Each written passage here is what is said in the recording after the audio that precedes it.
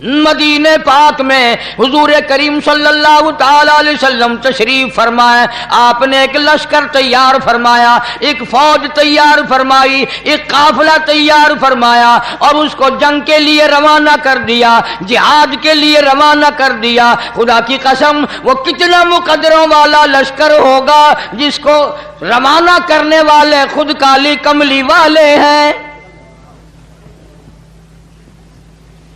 مدینے پاک سے 2-3 میل باہر تک حضور تشریف ساتھ لے گئے، نصیحتیں فرمائی، طریقہ کار فرمایا، سارا سمجھایا. اب کرنا توجہ. حضور کریم صلی اللہ تعالی علیہ وسلم نے فرمایا اس لشکر کا پہلے جھنڈا جعفر طیار رضی اللہ تعالی عنہ کے ہاتھ میں دینا. یہ حضرت علی شیر خدا رضی اللہ تعالیٰ عنہ کے بھائی ہیں، جعفر طیار.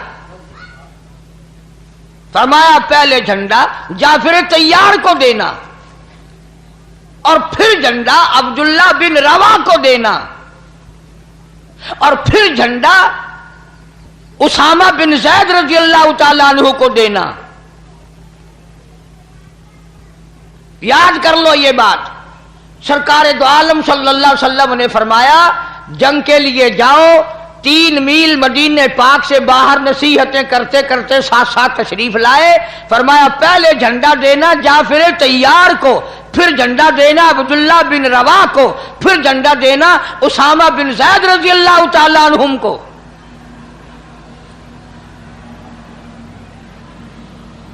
اب اندازہ یہ بھی لگاؤ کہ حضور کریم صلی اللہ علیہ وسلم کے کلام کا منشا، مطلب، غرض صحابہ سے زیادہ کون سمجھ سکتا ہے؟ صحابہ سے زیادہ حضور کے مطلب کو کون جان سکتا تھا؟ وہ شاگرد ہیں براہ راست محمد عربی صلی اللہ علیہ وسلم کے.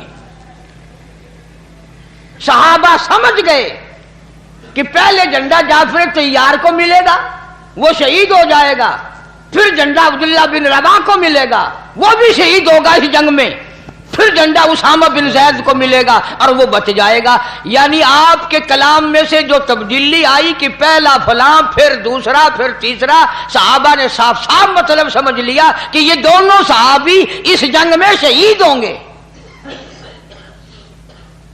کیوں؟ یہ نقطہ بھی سمجھ لو. یعنی حضور کریم صلی اللہ علیہ وسلم کو اپنے غلاموں پہ اتنا پکا یقین ہے کہ زندگی میں تو جھنڈا انہوں نے چھوڑنا ہی نہیں. حضور کا دیوانہ زندہ ہو اور اسلام کا جھنڈا گر جائے، بالکل ایسا نہیں ہو سکتا.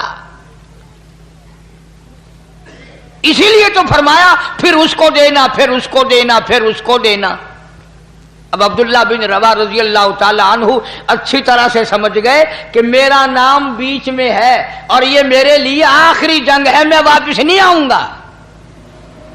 آپ کے فرمان سے سمجھ گئے حضرت عبداللہ بن روا رضی اللہ تعالی عنہ. اور یہ قافلہ جس دن روانہ کیا، جس دن یہ لشکر بھیجا، جمعے کا دن تھا، صبح کا وقت تھا. یہ بھی یاد رکھنا بات، جمعے کا دن تھا، صبح کا وقت تھا جب یہ قافلہ حضور صلی اللہ علیہ وسلم نے روانہ فرمایا لڑائی کے لیے، کفر کے مقابلے کے لیے. اب حضرت عبداللہ بن روا رضی اللہ تعالی عنہ حضور سے تو رخصت ہو گئے. پھر دل میں ایک بات آئی کہ میرا یہ آخری جنگ ہے، آخری جہاد ہے، آخری لڑائی ہے، میں واپس تو آؤں گا نہیں.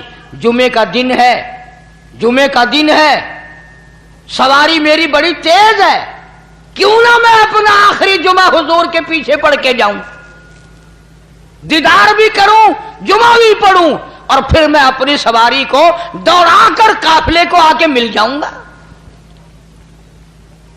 اب آپ لوگ ایمانداری سے بتائیں اور سوچیں، اس میں صحابی کی بزدلی نہیں، گھبرانا نہیں، بھاگنا نہیں، لالچ نہیں، طمع نہیں، کوئی غرض نہیں، دنیا مقصد نہیں، کوئی اور دھندا نہیں. عشق کی بات ہے نا کہ میں اپنے آقا کا اور دیدار کروں، اور ایک جمعہ آخری جمعہ ہے، میں حضور کریم صلی اللہ علیہ وسلم کے پیچھے اپنا آخری جمعہ پڑھ کے جاؤں.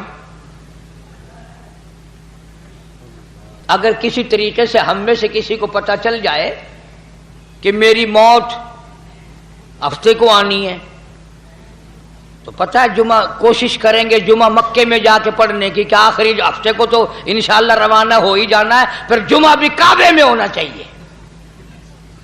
ہر آدمی کوشش کرے گا. اور یہ تو صحابی ہے. چنانچہ عبداللہ بن روا رضی اللہ تعالیٰ عنہ اس دل میں عشق کی چنگاری اٹھی، عشق کے سوز و گداز اٹھے، عشق نے مجبور کیا، محبت نے مجبور کر دیا، واپس مدینے میں آ گیا.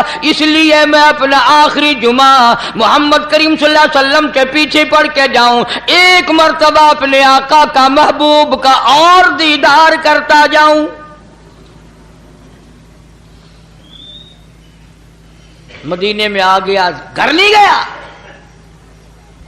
بیوی بچوں کے پاس نہیں گیا، کچھ اور کہنے، کچھ سمجھانے، کچھ نصیحت کرنے. یقین، بلکہ یقین جب ہو گیا کہ بھی میں واپس نہیں آؤں گا، گھر جانا چاہیے تھا کہ بھی خیال کرنا، صبر کرنا، میری واپسی نہیں ہے. بیوی کو بتاتے بچوں کا یوں کرنا، لڑکی کا یوں کرنا، لڑکے کا یوں کرنا، کاروبار اور باغ کو یوں کرنا. بالکل گھر نہیں گئے صحابی، مسجد نبوی میں آیا ہے. اور نماز جمعہ کے بعد محمد کریم صلی اللہ تعالی علیہ وسلم کی عبداللہ بن روا پہ نظر پڑ گئی، نگاہ پڑ گئی. خود صحابی کہتا ہے حضور کریم صلی اللہ علیہ وسلم مجھ سے اتنے ناراض ہوئے، اتنے خفا ہوئے، اتنے غصے میں آئے، ساری زندگی میں صحابی کہتا ہے میں نے حضور کو اتنا غصے میں کبھی نہیں دیکھا. چہرہ انور سرخ ہو گیا اور غصے میں آ کر، جلال میں آ کر فرمایا عبداللہ میں نے تجھے صبح روانہ کر دیا تھا، تو جہاد فی سبیل اللہ کے لیے نکل چکا تھا، اللہ کی راہ میں تو نکل چکا تھا، تو لشکر کے ساتھ چلا گیا تھا، میں نے جھنڈے کے بارے میں بھی فرما دیا تھا، تو یہاں کیسے؟ کہتا ہے آقا اور غرض کوئی نہیں اور تمنا کوئی نہیں، بیوی بچوں میں نہ گیا ہوں، نہ میں نے جانا ہے، نہ کسی یار دوست سے ملنا ہے، نہ اور کوئی کام کرنا ہے. آخری جمعہ میں آپ کے کلام سے سمجھ گیا تھا میرا آخری جنگ ہے، آخری جہاد ہے. میں آپ کے ارشاد سے سمجھ گیا، میں نے سوچا آخری جمعہ حضور کے ساتھ پڑھ کے جاؤں صلی اللہ علیہ وسلم اور دیدار کر لوں. میری سواری بڑی تیز ہے، میں اپنے ساتھیوں سے شام سے پہلے جا ملوں گا، شام سے پہلے میں اپنے ساتھیوں کو جا ملوں گا. حضور کریم صلی اللہ علیہ وسلم غصے میں تو تھے ہی. فرمایا کیا کہتے ہو؟ کہ جی میں اپنے ساتھیوں سے جا ملوں گا. فرمایا جب تیرے ساتھی جنت میں جائیں گے، توجہ کرنا، فرمایا جب تیرے ساتھی جنت میں جائیں گے، اتنا فرما کر خاموش ہو گئے، 5 سانس لیے. اس کے بعد فرمایا تو اپنے ساتھیوں سے 500 سال بعد میں جنت میں جا سکے گا. اندازہ لگاؤ، عشق میں آ کر کے واپس آ گیا، 3 میل مدینے میں ہو کیا گیا، جمعے کے لیے آ گیا، دیدار کے لیے آ گیا. مگر فرمایا مدنی کریم صلی اللہ تعالی علیہ وسلم نے حضور کے 5 سانسوں سے مراد وہی 500 سال ہے. اور لوگوں اندازہ لگاؤ، نبی کے حکم کے خلاف دل میں ارادہ نہیں، پروگرام نہیں، دنیا کا کوئی لالچ نہیں، دنیا کا کوئی طمع نہیں، کوئی ہرس نہیں. وہ تو 500 سال بعد میں جنت میں جائے گا جنہیں ساری عمر جھوٹ بولتے گزر گئی، جنہوں نے ساری عمر حرام کھانے میں بسر کر دی، جو ساری عمر کفر کرتے جاتے ہیں، شرک کرتے جاتے ہیں، نبی کے دین کو مٹائے چلے جاتے ہیں. اور لوگوں ان کے بارے میں تم بتاؤ وہ جنت میں کب جائیں گے؟